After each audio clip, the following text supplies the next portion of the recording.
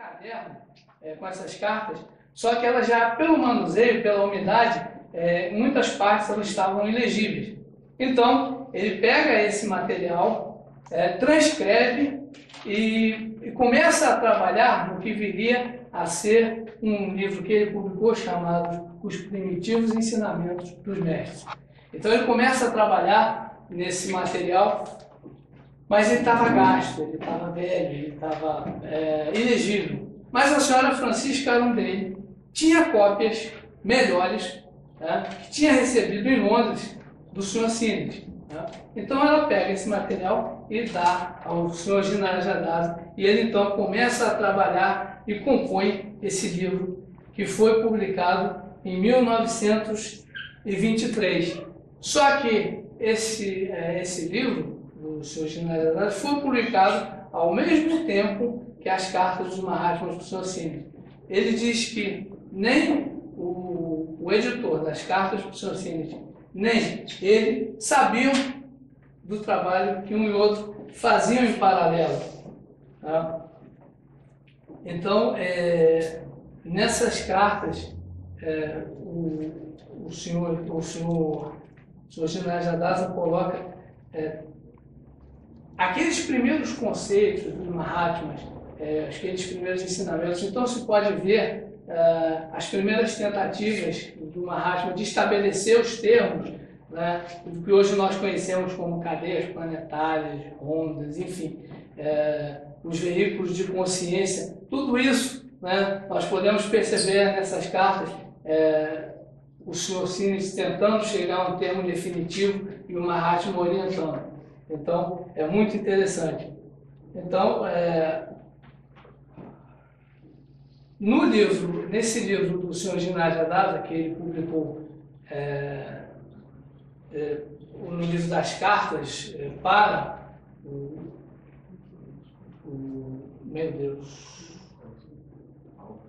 para o Olcott, isso, o Coronel Olcott, ele coloca explicações, ele comenta.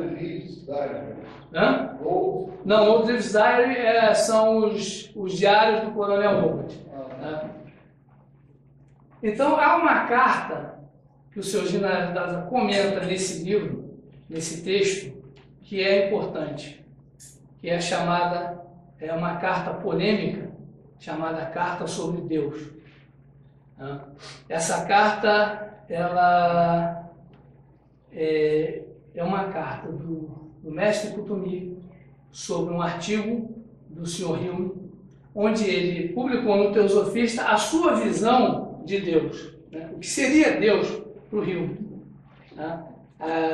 Só que o Sr. Hume possui uma visão teísta, religiosa, e o Mahatma então escreve essa carta, contrapondo as ideias do Sr. Hume sobre a divindade. E essa carta causou muita polêmica na época.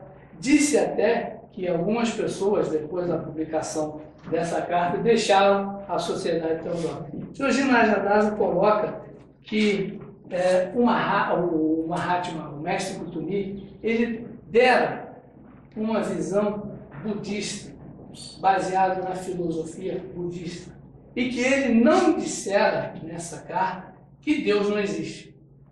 Sendo ele um budista, ele fez a análise do texto a partir da filosofia budista. Então, não necessariamente ele quis dizer que não há uma divindade criadora, ao contrário do que as pessoas tinham entendido.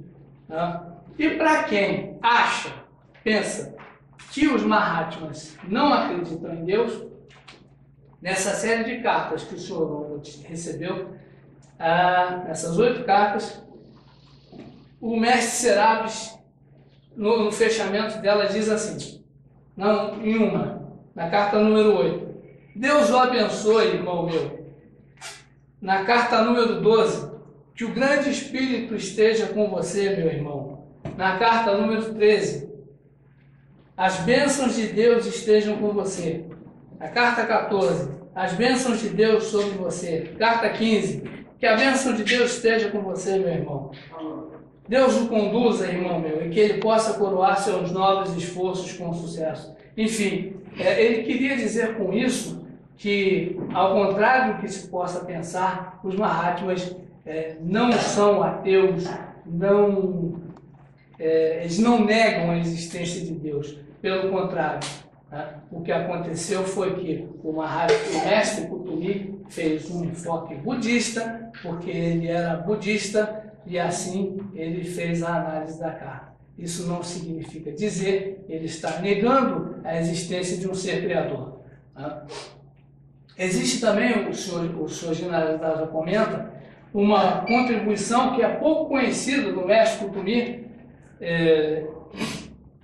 que aparece num trabalho que foi publicado em 1883 e que nós conhecemos aqui, né, como os paradoxos da filosofia oculta, do Eliphas Levi, ou do Eliphas Levi, ou do Eliphas Levi, né? Ou como queiram, né? Existem aí acentos colocados, mas esse trabalho consiste de 4 textos que o Mahatma Kutumi desejava que o Sr. Sinnet conhecesse. Né? Ele desejava que o Sr. Sinnet se familiarizasse com o pensamento do Eliphas. Então, são 4 textos que são um prefácio do Eliphas, os paradoxos da ciência superior, recapitulação sintética, magia ou magismo, os princípios inalteráveis e o grande segredo. Esses 5 textos são colocados para o Sr. Sinnet. Ele recebe os textos em francês. Esses textos são traduzidos pelo Sr. Hume, tá? Mas a particularidade que o Sr. Ginarada coloca e que o tocou foi que esses textos são comentados pelo mestre Kutumi sobre uma alcunha que o Hume deu para ele, chamado de eminente ocultista. Né? Então ele diz que ele estava na casa do Sr. Leadbeater vendo os livros que o Sr. Leadbeater tinha na estante, e esse livro estava entre eles. E quando ele folheia o livro, né, há uma nota no final do texto do mestre Kutumi ressaltando a importância do trabalho. Foi isso que tocou o coração do Sr. Ginarada e que fez com que ele fosse até a editora de Adyar e fizesse que o livro fosse publicado. Um texto longo, uma nota longa do mestre Kutumi falando que a sociedade teosófica no futuro teria importância para a humanidade no sentido de libertar a mulher, de conscientizar a humanidade da importância da mulher, não só como esposa, mas como uma possível trabalhadora, como aquela que, através da expansão da sua consciência, ia gerar lá na frente, nas futuras raças, futuros ocultistas, e que esse trabalho, diz o mestre, seria feito pela sociedade teosófica. E tendo visto essas palavras do mestre no livro, o Sr. Ginarada foi até a editora de Adyar e fez com que esse texto, Os Paradoxos da Sabedoria Oculta, fosse publicado. Então, nós vemos aí o amor que o Sr. Ginarada tinha pelos mestres, a importância que ele dava a essas cartas e o incentivo que ele deu para a publicação delas. Aí ele conta aqui no final desse texto como as cartas do Sr. Sinnet foram publicadas.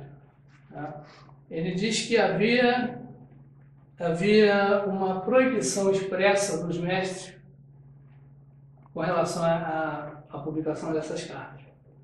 Né? Segundo eles expressaram em vários momentos, eles não queriam que essas cartas fossem publicadas. Então, por quê? Porque elas continham notas pessoais às vezes.